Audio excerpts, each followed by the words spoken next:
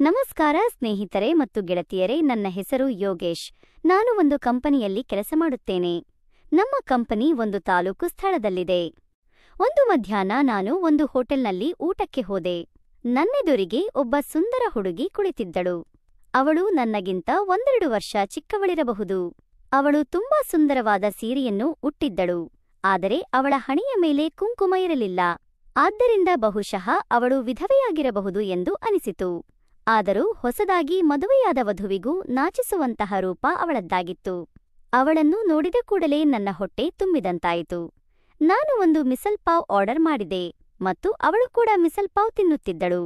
ನಾನು ತಿನ್ನುತ್ತಾ ಅವಳನ್ನೇ ಆಕರ್ಷಣೆಯಿಂದ ನೋಡುತ್ತಿದ್ದೆ.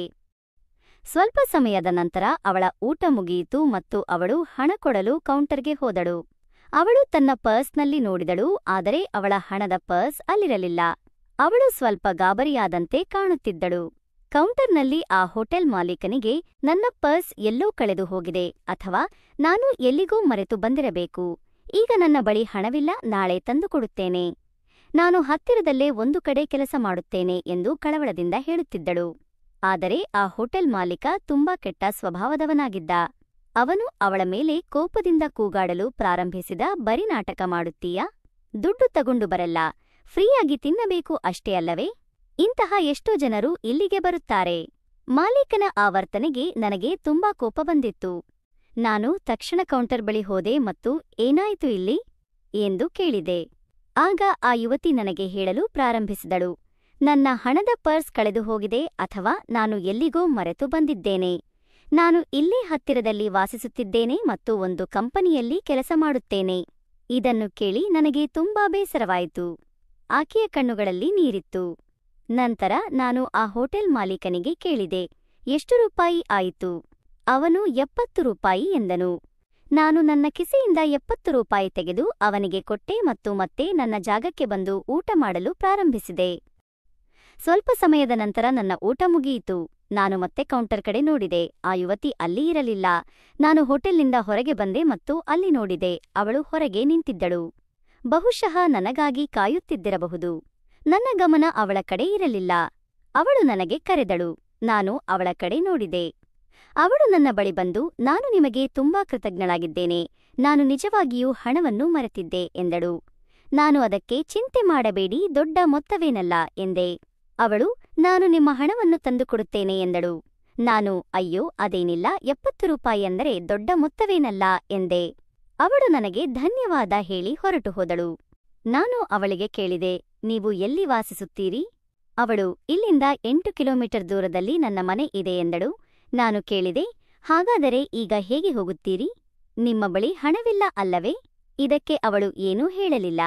ನಾನು ಅವಳಿಗೆ ಇನ್ನೂ 50 ರೂಪಾಯಿ ತೆಗೆದುಕೊಡಲು ಹೋದೆ, ಆದರೆ ಅವಳು ಆ ಹಣವನ್ನು ತೆಗೆದುಕೊಳ್ಳಲು ನಿರಾಕರಿಸಿದಳು. ಅವಳು ಮುಂದೆ ನಡೆಯುತ್ತಲೇ ಹೋದಳು. ಅವಳ ಕಣ್ಣುಗಳು ತುಂಬಿ ಬಂದಿದ್ದವು. ಹಣ ತೆಗೆದುಕೊಳ್ಳುವುದಿಲ್ಲ ಎಂದು ನೋಡಿದ ನಾನು ನನ್ನ 2 ವೀಲರ್ ತೆಗೆದು ಅವಳ ಹಿಂದೆಯೇ ಹೋದೆ. ನಾನು ಅವಳಿಗೆ ಹೇಳಿದೆ, ಬನ್ನಿ, ನಾನು ನಿಮ್ಮನ್ನು ಬಿಟ್ಟು ಬರುತ್ತೇನೆ. ಅವಳು ಬೇಡ ಎನ್ನುತ್ತಿದ್ದಳು, ಆದರೆ ಕೊನೆಗೆ ನಾನು ಅವಳನ್ನು ಮನೆಗೆ ಬಿಟ್ಟು ಬರಲು ಒಪ್ಪಿಸಿದೆ. ಅವಳ ಮನೆ ತುಂಬಾ ಸರಳವಾಗಿತ್ತು. ತಗಡಿನ 2 ಕೊಠಡಿಗಳಿದ್ದವು. ಅವಳು ನನ್ನನ್ನು ಹೋಗಲು ಬಿಡುತ್ತಲೇ ಇರಲಿಲ್ಲ. ನೀವು ಬಂದೇ ಇದ್ದೀರಿ, ಚಹಾ ಕುಡಿದು ಹೋಗಿ ಎಂದಳು. ಅವಳು ನನಗೆ ಕುಳಿತುಕೊಳ್ಳಲು ಚಾಪೆ ಹಾಸಿದಳು. ನಾನು ಚಾಪೆಯ ಮೇಲೆ ಕುಳಿತೆ. ಅವಳು ನೀರು ತಂದುಕೊಟ್ಟಳು ಮತ್ತು ಅಡುಗೆ ಮನೆಗೆ ಹೋಗಿ ಚಹಾ ಮಾಡಲು ಪ್ರಾರಂಭಿಸಿದಳು. ಸ್ವಲ್ಪ ಸಮಯದ ನಂತರ ಅವಳು 2 ಕಪ್ ಚಹಾ ತಂದಳು ಮತ್ತು ಇಬ್ಬರೂ ಮುಖಾಮುಖಿಯಾಗಿ ಕುಳಿತು ಚಹಾ ಕುಡಿಯುತ್ತಿದ್ದೆವು.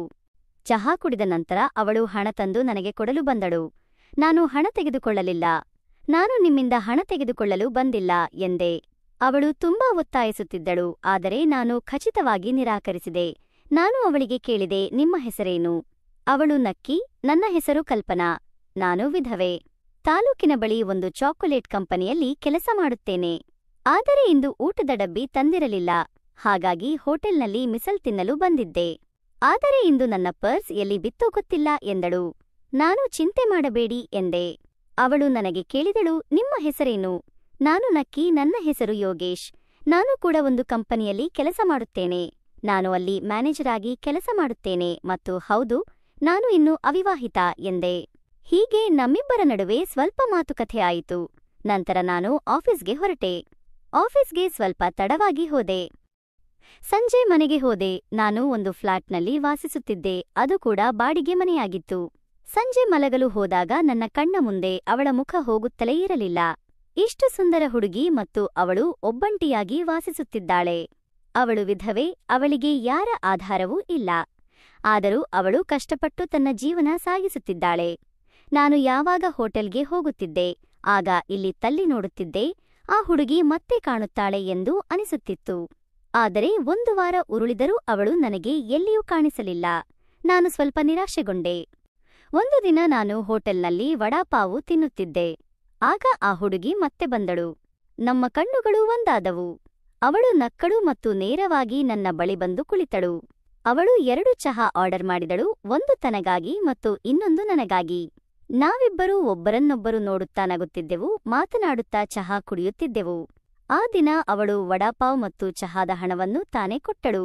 ನನ್ನ ಗಮನಕ್ಕೆ ಬಂತು, ಅವಳು ತುಂಬಾ ಪ್ರಾಮಾಣಿಕಳು, ತನ್ನ ಸ್ವಾಭಿಮಾನಕ್ಕಾಗಿ ಏನೇನು ಮಾಡುತ್ತಿದ್ದಳು. ಚಹಾ ಮತ್ತು ವಡಾಪಾವು ತಿಂದು ನಾವಿಬ್ಬರೂ ಹೋಟೆಲ್ನಿಂದ ಹೊರಬಂದೆವು. ಆಗ ಅವಳಿಗೆ ಸ್ವಲ್ಪ ತಲೆ ಸುತ್ತಿದಂತಾಯಿತು. ಅವಳು ಇದ್ದಕ್ಕಿದ್ದಂತೆ ಒಂದು ಕಡೆ ಹೋಗಿ ಗೋಡೆಗೆ ತಾಗಿಕೊಂಡು ಕೆಳಗೆ ಕುಳಿತಳು. ಅವಳಿಗೆ ಏನೋ ಆಗುತ್ತಿದೆ ಎಂದು ನನ್ನ ಗಮನಕ್ಕೆ ಬಂತು. ನಾನು ಗಾಬರಿಯಿಂದ ಅವಳ ಹತ್ತಿರ ಹೋದೆ. ಅವಳ ಕೈಗೆ ಕೈ ಹಾಕಿದೆ. ಅವಳ ಕೈ ಬಿಸಿಯಾಗಿತ್ತು. ಅವಳು ಜ್ವರದಿಂದ ಬಳಲುತ್ತಿದ್ದಳು. ನಾನು ಅವಳಿಗೆ ಕೇಳಿದೆ, ಏನಾಯಿತು? ಅವಳು, ನನಗೆ ತಲೆ ತಿರುಗಿದಂತಾಗುತ್ತಿದೆ. ಬೆಳಿಗ್ಗೆಯಿಂದಲೇ ನನ್ನ ತಲೆ ಭಾರವಾಗಿದೆ ಮತ್ತು ಈಗ ಚಳಿ ಹೊಡೆಯುತ್ತಿದೆ ಮತ್ತು ಜ್ವರ ಬಂದಂತೆಯೂ ಅನಿಸುತ್ತಿದೆ ಎಂದಳು. ನಾನು ತಕ್ಷಣ ಅವಳನ್ನು ಹತ್ತಿರದ ಆಸ್ಪತ್ರೆಗೆ ಕರೆದುಕೊಂಡು ಹೋದೆ. ವೈದ್ಯರು ಅವಳನ್ನು ಪರೀಕ್ಷಿಸಿದರು, ಇಂಜೆಕ್ಷನ್ ನೀಡಿದರು ಮತ್ತು ಕೆಲವು ಮಾತ್ರೆ ಮತ್ತು ಔಷಧಿಯನ್ನು ಸಹ ಕೊಟ್ಟರು. ವೈದ್ಯರು ಅವಳಿಗೆ ಸ್ವಲ್ಪ ಸಮಯ ಅಲ್ಲೇ ಕುಳಿತುಕೊಳ್ಳಲು ಹೇಳಿದರು. ಇಂಜೆಕ್ಷನ್ ಮತ್ತು ಮಾತ್ರೆಗಳಿಂದ ಅವಳಿಗೆ ಸ್ವಲ್ಪ ವಾಸಿಯಾದಂತೆ ಅನಿಸಿತು. ನನ್ನ ಮನಸ್ಸಿನಲ್ಲಿ ಒಂದು ಆಲೋಚನೆ ಓಡಾಡುತ್ತಿತ್ತು, ಅವಳು ಒಬ್ಬಂಟಿಯಾಗಿದ್ದಾಳೆ. ಇಂತಹ ಸ್ಥಿತಿಯಲ್ಲಿ ಅವಳನ್ನು ಮನೆಯಲ್ಲಿ ಒಬ್ಬಂಟಿಯಾಗಿ ಬಿಡುವುದು ಸರಿಯಲ್ಲ. ಹಾಗಾಗಿ ನಾನೇ ಅವಳಿಗೆ ಹೇಳಿದೆ, ಬನ್ನಿ, ನಾನು ನಿಮ್ಮನ್ನು ಮನೆಗೆ ಬಿಟ್ಟು ಬರುತ್ತೇನೆ, ನನ್ನ ಆಫೀಸ್ ಕೂಡ ಮುಗಿದಿದೆ. ಹೀಗಾಗಿ ನಾನು ಅವಳನ್ನು ಮನೆಗೆ ಕರೆದುಕೊಂಡು ಹೋದೆ. ಆದರೆ ಗಾಡಿಯಲ್ಲಿ ಗಾಳಿ ಬೀಸಿದ ಕಾರಣ ಅವಳ ಜ್ವರ ಇನ್ನೂ ಹೆಚ್ಚಾಯಿತು. ಮನೆಗೆ ತಲುಪಿದ ನಂತರ ನಾನು ಅವಳನ್ನು ಮಂಚದ ಮೇಲೆ ಮಲಗಲು ಹೇಳಿದೆ. ನನ್ನ ಮನಸ್ಸಿಗೆ ತುಂಬಾ ಕೆಟ್ಟದಾಗಿ ಅನಿಸುತ್ತಿತ್ತು. ಅವಳ ಬಗ್ಗೆ ಕಾಳಜಿ ಇತ್ತು. ಒಬ್ಬ ಸ್ತ್ರೀ, ಅದು ಒಬ್ಬಂಟಿಯಾಗಿ ಇಂತಹ ಸ್ಥಿತಿಯಲ್ಲಿ ಅವಳನ್ನು ಹಾಗೆ ಬಿಟ್ಟು ಹೋಗಲು ಮನಸ್ಸಾಗುತ್ತಿರಲಿಲ್ಲ. ಆದರೆ ಮನಸ್ಸಿನಲ್ಲಿ ಒಂದು ಆಲೋಚನೆ ಇತ್ತು, ನಾವು ಪುರುಷರು, ಸಮಾಜ ಏನು ಹೇಳುತ್ತದೆ? ನಾವು ಸ್ತ್ರೀಯ ಮನೆಯಲ್ಲಿ ಹೀಗೆ ನಿಲ್ಲುವುದು ಸರಿಯಲ್ಲವೇ? ಆದರೂ ನಾನು ನಿರ್ಧರಿಸಿದೆ, ಸ್ವಲ್ಪ ಸಮಯ ನಿಲ್ಲುತ್ತೇನೆ, ಜ್ವರ ಸ್ವಲ್ಪ ಕಡಿಮೆಯಾದ ಮೇಲೆ ಹೊರಡುತ್ತೇನೆ. ಅವಳಿಗೆ ಏನೂ ಅರ್ಥವಾಗುತ್ತಿರಲಿಲ್ಲ. ಅವಳಿಗೆ ಸ್ವಲ್ಪ ಜೋರಾಗಿಯೇ ಜ್ವರ ಇತ್ತು. ನಿಧಾನವಾಗಿ ಜ್ವರ ಕಡಿಮೆಯಾಗಲು ಪ್ರಾರಂಭಿಸಿತು. ರಾತ್ರಿ 8 ಗಂಟೆಯಾಗಿತ್ತು. ನಾನು ಈಗ ಎದ್ದು ಹೊರಟು ಹೋಗಬೇಕೆಂದುಕೊಂಡಿದ್ದೆ. ಅಷ್ಟರಲ್ಲಿ ನನ್ನ ಗಮನಕ್ಕೆ ಬಂತು, ಅವಳು ನನ್ನ ಕೈ ಹಿಡಿದಿದ್ದಳು. ನನ್ನ ಕೈಯಲ್ಲಿ ಅವಳ ಕೈ ಯಾವಾಗ ಬಂತು ನನಗೆ ಗೊತ್ತೇ ಆಗಲಿಲ್ಲ. ಈಗ ಪ್ರಶ್ನೆಯಿತ್ತು, ಈ ಕೈಯನ್ನು ನಮ್ಮ ಕೈಯಿಂದ ಹೇಗೆ ಬಿಡಿಸಿಕೊಳ್ಳುವುದು ಎಂದು.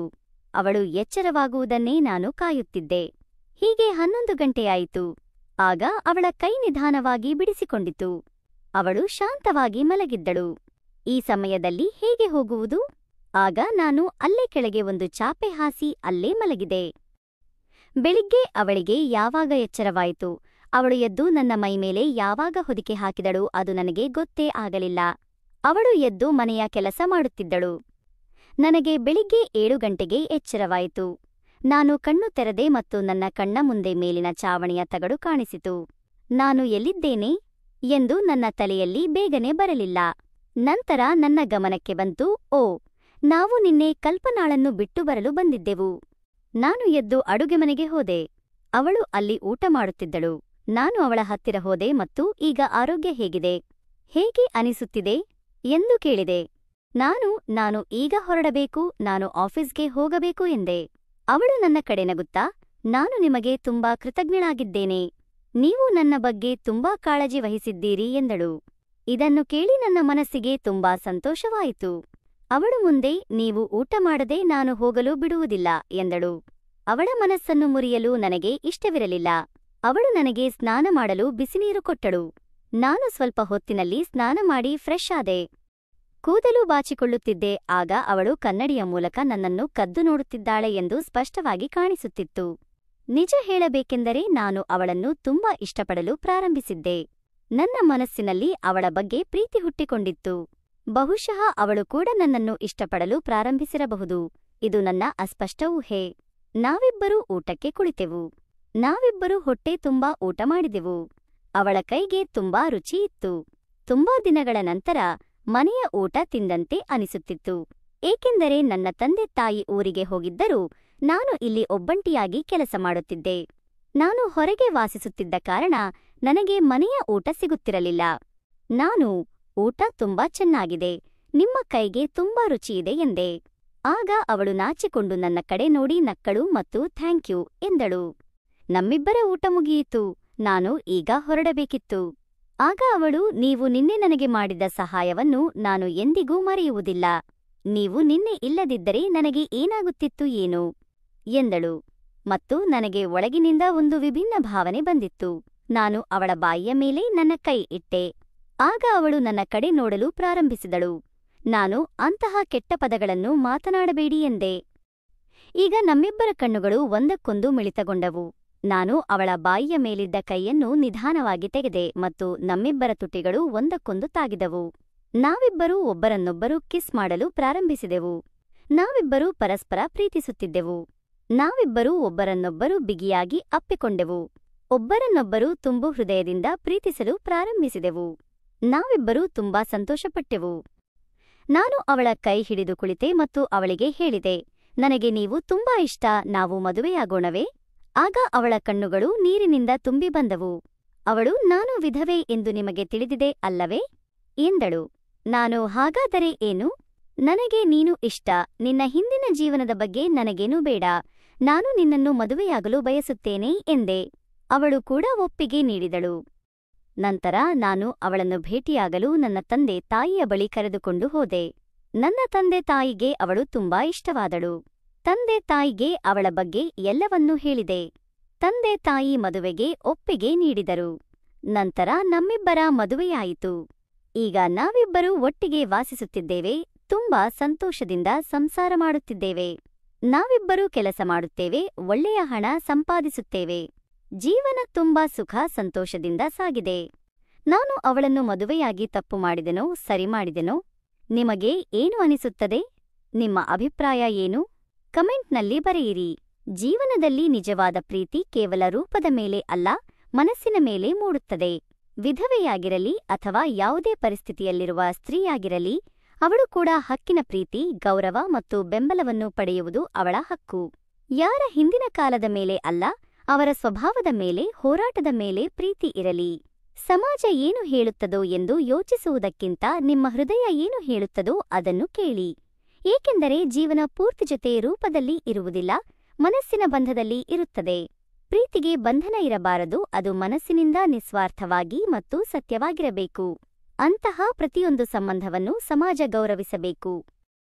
ಸ್ನೇಹಿತರೆ ಮತ್ತು ಗೆಳತಿಯರೇ, ಈ ಕಥೆ ನಿಮಗೆ ಇಷ್ಟವಾದಲ್ಲಿ ಕಥೆಯನ್ನು ಲೈಕ್, ಶೇರ್ ಮತ್ತು ಸಬ್ಸ್ಕ್ರೈಬ್ ಮಾಡಲು ಮರೆಯಬೇಡಿ. ಧನ್ಯವಾದಗಳು.